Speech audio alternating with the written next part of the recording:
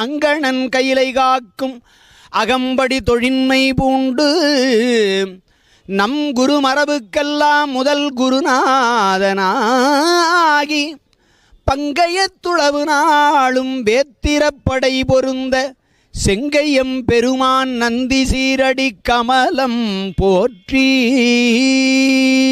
திருச்சிற்றம்பலம்.